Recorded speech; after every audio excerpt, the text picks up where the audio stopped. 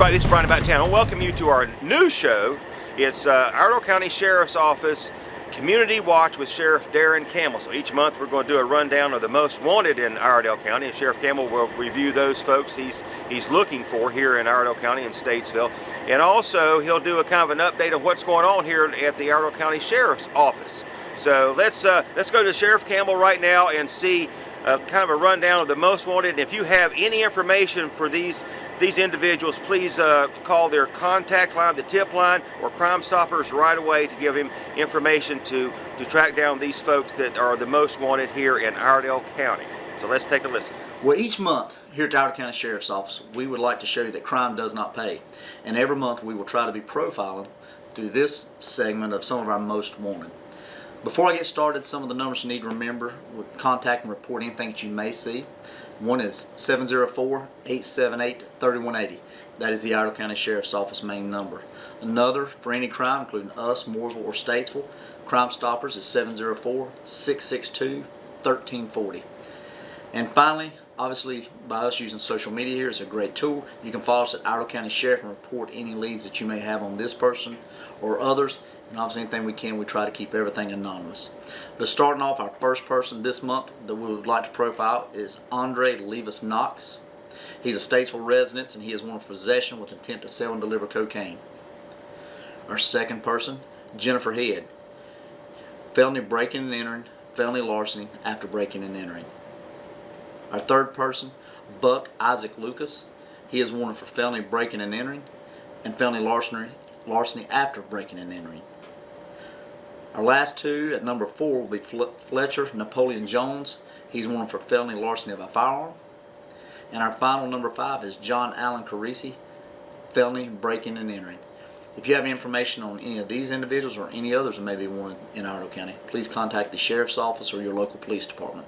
Thank you very much. So there you have it. That's kind of a rundown from Sheriff Campbell, the most wanted here in Iredell County. So like I said, if you have any information, please call the tip line right away. Any information can be helpful and useful for him in this pursuit of those individuals. Now, Mike Furman sat down with Sheriff Campbell to kind of give a rundown of what's going on here at the Iredell County Sheriff's Office. So let's listen to Mike Furman and Sheriff Darren Campbell. Here today with Sheriff Darren Campbell. Sheriff, thanks for joining us on your show. Hey, thanks for having us and thanks for doing it.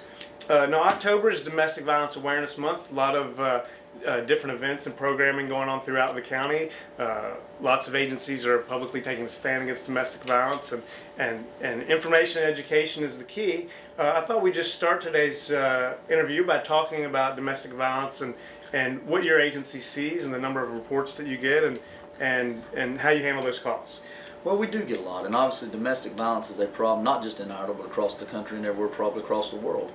The problems that we see is make sure that we're proactive, not reactive. So some of the things Sheriff's Office does, obviously we have a specialized division that's dedicated to domestic violence. But to give you a scope of sort of what we deal with here, we have over almost 100, last month we had 170 domestic violence calls. Now that's calls for may not be exactly what kind of service, but involving domestic violence. But out of those, we had over 60 domestic violence cases is actually assigned to an investigator for follow-up, which means there could have been an arrest or there's a true act of domestic violence, and we want to make sure that we're there for the victim and follow up and give them every resource we can. In addition to that, at the same time, there was over 30 domestic violence orders served. So tell us a little bit about those orders. That's where you go before a judge, and the judge orders the suspect to not have any contact with the victim? There's a lot of different domestic violence orders through an ex parte order, which can be up to 10 days, which gives relief for the victim, and then it can be extended out through a 50B order for up to a year. But some of the I guess the way these domestic violence works, there's a lot of emotion involved. There's taking the custody of children's property that's divided up. You may have an eviction of a house. So it's very dangerous for officers to serve these, but it's also dangerous for our victims to stay in these situations. And the great thing here at the Sheriff's Office and the investigators assigned to the Special Victims Unit, and more specifically our Domestic Violence Unit, they will help you through the process. They will help you what to expect. Our deputies will serve those domestic violence orders and help you through the process so you can understand it. Now, domestic violence is kind of a broad term. Can we kind of start with the most basic? Call that you would get? Is that just two people arguing and maybe there hasn't been any physical violence, all the way up to somebody, I see on the arrest reports, somebody charged with felony for assault by strangulation? Domestic violence takes, that's the one reason that we do so many proactive and trying to reach out to the community, even starting with our mobile classroom here to educate children. It can be simple as an argument between family members, but everybody disagrees, but how does that argument escalate? Mm-hmm. Is there actually assault, hands-on? Is it verbal abuse? Is it mental abuse? Is it degrading people? Domestic violence just takes, and it affects not just the husband and not just the wife, because both can be victims, but also the minor children, the small children that's inside that residence. We have to look for them. So it's a broad spectrum. It's not just the one husband and wife. It's a broad spectrum from family members outside the house, mostly to the children inside the house. Now, typically, if someone's charged with domestic violence, we see on the arrest report no bond. Mm-hmm. Tell us about that. I mean, if you're charged with domestic violence, can you expect to spend the night in jail? Well, yes, absolutely. There's certain criteria on domestic violence and assault side of it that there is to be held till you're seen by a district court judge or 48 hours.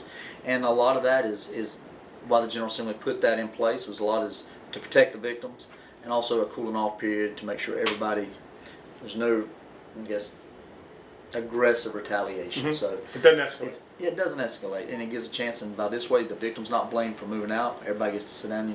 You're not kicked out in the middle of the night. The aggressor goes to jail, and anytime the aggressor goes to jail, that's a good thing. Okay.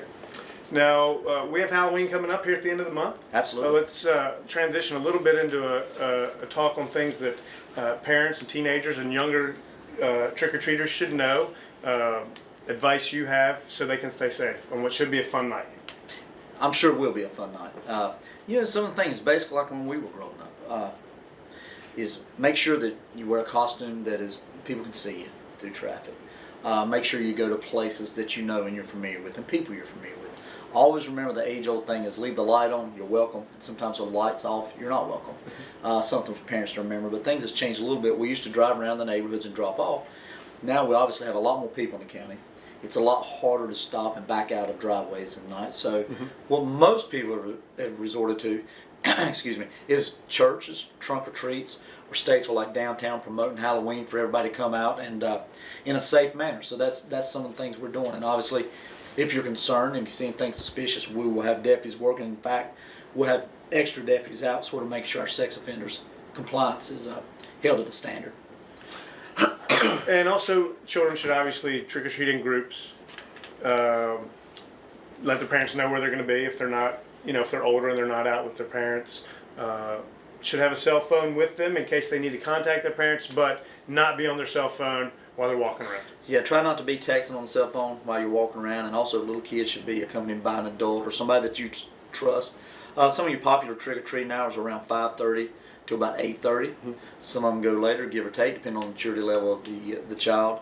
But just be careful. Look down the alleys. Look before you cross the street, and think about the older people that you may approach. It is called trick or treat, but do remember, especially some of our older, we've had some pranks go bad in the years past.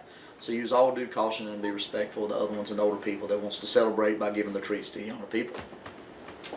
Okay. Now, finally this week, we've had, over the last few days, your investigators have made some arrests in some sex offense type cases, child pornography case. I'd like to talk a little bit about your special victims unit, the special training that they have and the work that they're doing, and maybe give our viewers a little understanding of the, do we have a problem? We have a big problem. I mean, we do have numerous sex offenders living in our county, and people can certainly track those themselves. But by and large, the people who are being arrested have not had a prior offense. So tell us a little bit about the scope of the problem, and then we can go into maybe what your special unit does. Well, and I'll tell you a little bit. The scope of the problem is we have no more problem here than anybody else does. I think the fact that we're a lot more proactive about it. We have a division, just like domestic violence, a division that is dedicated and properly trained to prosecute those, or to get evidence, build those cases, to give to the district attorney's office for a full and complete prosecution. I guess, people's heard me say at different events, sometimes you go to your doctor, your regular family doctor, when you just want to get your physical and check up. But if you have a problem, such as sex crimes or anything like that, you don't come to a specialist. And that's what these guys do. These investigators are specifically trained to interview. We work great with the Dove House to do some of our interviews with our little children. We now have an SRO that's assigned to our elementary schools. And just yesterday, he had a child come up and sort of disclose something that had happened to that child, and it was a first grader. But at the same time, what's great, the system worked because they'd already reached out to our special victims unit, and there's already a report generated. But it's a problem that we can't ignore. And as far as the suspects and the offenders that do it, we obviously want to send a message to them and say, we have this division, and we will do everything we can to put you in prison if you abuse and sexually assault our children. And these guys see that. Believe me, the offenders it's not caught, they see that. So that's where we're at. Now, you mentioned the Dove House. That is a great resource that our community has. I think I remember the statistics right. Prior to the Dove House, I think the conviction rate was maybe 20%. And the conviction rate in Iredell County now, I think, is above 80% for these cases. Is that right? It's unbelievable. The district attorney's office does a great job with the evidence that we gather and provide for them. Their investigator and their ADA and our investigators work great together. And you're correct. The Dove House, when I first started in it, and I'll give you a real quick example, when we would have a call about a child or a sex crime, the officer in a uniform would go take the report. And just imagine how traumatic and how that would be for a 10-year-old girl to have to tell a male officer, here's what happened to me sexually. So with the Dove House, they're able to go in there. It's a if you've never been, I urge anybody to call and set up an appointment, walk through and see what they're capable of. But these children, they disclose, they get the accurate information, and obviously through that, the district attorney has been able to make successful prosecutions. I believe there's one 2 years ago that was over 200 years in jail. So some of these crimes is 20 years ago, 15, 30. So obviously the specialized in training and the prosecution that they do is paid off. Okay. Well, Sheriff, thank you for taking the time. Looking forward to putting this show together each month, and we'll talk to you next month. Hey, thank you very much. Okay, so there you have it. Kind of an update from Sheriff Darren Campbell, and also a previous rundown of the most wanted here in Iredell County. So if you have any information, please call the tip line or call Crime Stoppers right away to help Sheriff Campbell and his office pursue these individuals that are most wanted. As always, go to SVLFreeNews.com and sign up for your email edition, which comes out every morning. Also tune in for our show Monday, Wednesday, and Friday, SVL Free News and Views, right here on SVL Free News. Always free, always local. Hey, thank you, and have a great month, and we'll see you next month for Iredell County Sheriff's Office Community Watch.